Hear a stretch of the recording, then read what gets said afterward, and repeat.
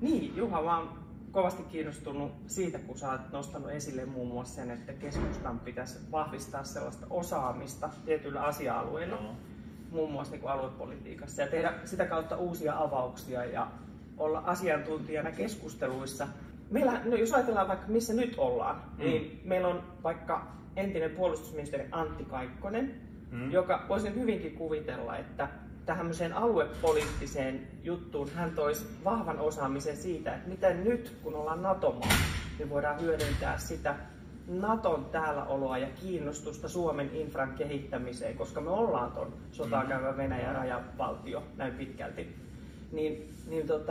Itse mietin, että voiko puoluesihteerinä vaikuttaa siihen, että se työ ja ajattelu, mitä siellä käy, niin tulisi näkyväksi ja että sit siihen osallistuu myöskin järjestö.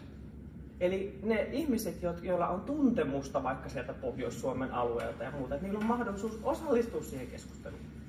No, tämä on osa isompaa kysymystä. Siis keskustan politiikan valmistelu, työryhmälaitos pitäisi nyt katsoa läpi ja uudistaa. Sillä tavalla, että siis tehdään niin kuin riittävän asiantuntevaa työtä ja sitten niin, että ne työn tulokset saadaan niin kuin sekä julkisuuden että puolueen oman kentän käyttöön ja viemään asioita eteenpäin.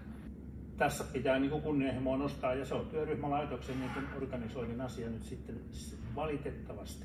Sä uskot siis työryhmälaitoksen? Siis se on sitten tapa osallistaa satoja ihmisiä. Kyllä, meillä on 3 isoa, vaikka ilmastonmuutos yhtenä, 10 eri teemasta työryhmään. Siinä on satoja maan parhaita ihmisiä valmistelemassa keskustan toivomaa politiikkaa, kun se vaan oikeat ihmiset kutsutaan ja kun se laitetaan niin kuin käyntiin.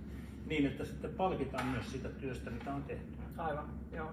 Sulla oli muuten yksi kiva nosto siitä palkitsemisesta, että se voi joskus olla hyvinkin matalan kynnyksen palkitsemista, kun olit maininnut, että esimerkiksi niin, että siitä vaikka puolueen puheenjohtaja niin pitää pienen linjapuheen tästä asiasta tai nostaa se jossain kannanotossa. Tämä on oikeastaan ihan ideaalinen, että siis sen takiahan ihmiset on politiikassa, ne haluaa niin kuin saada asioiden liikkuvan johonkin suuntaan. Ja kun puheenjohtaja ottaa sen näyttävästi esille oikeassa tilanteessa, niin ihmiset kokee, että he on nyt onnistunut tekemään juuri sitä työtä, minkä takia hän on politiikkaa tullut. Kyllä.